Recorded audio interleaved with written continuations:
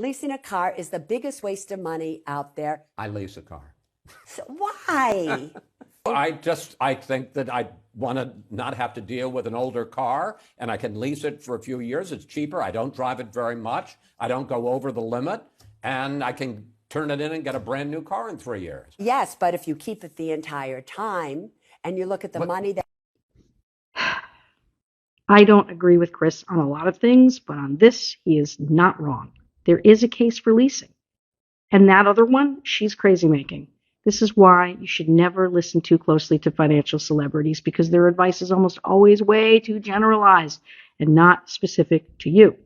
Also, that one in particular, she doesn't even do planning for people. What she did is she started out as a stockbroker, which is really different, particularly in the dark ages when she was coming up, okay? It's the worst. Anyway, here's the thing about car lease or buy. The only proper answer to the question is, it depends. It depends on your objectives, what kind of car you want, how long you want the car for, how much you're going to drive the car. It's a math equation. It's a preference equation.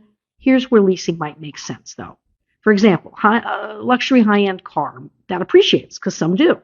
Maybe you don't want to deal with the maintenance of a very expensive car after 3 years. Maybe loan payments will be more than the lease payments. Sometimes people even take those cars.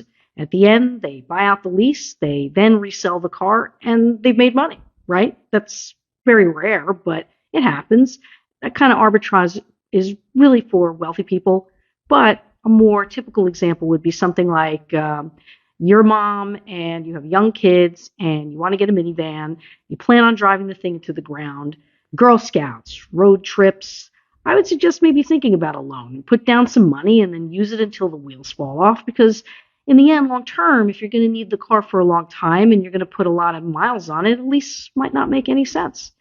However, another example is if you're 80 or something like that and you don't want to deal with the maintenance of a car and you would like something new every few years and you can afford it, you're not driving it very much, well then leasing might be a really good option for you. The answer again is that it depends. And anyone who tells you otherwise and gives generalized advice like Miss Thing over there, she's just wrong. It's just wrong. What you should do is ask yourself those questions. What do I want the car for? How long do I want the car for? What kind of car do I want? And so on. Is it important for me to feel like I own the car?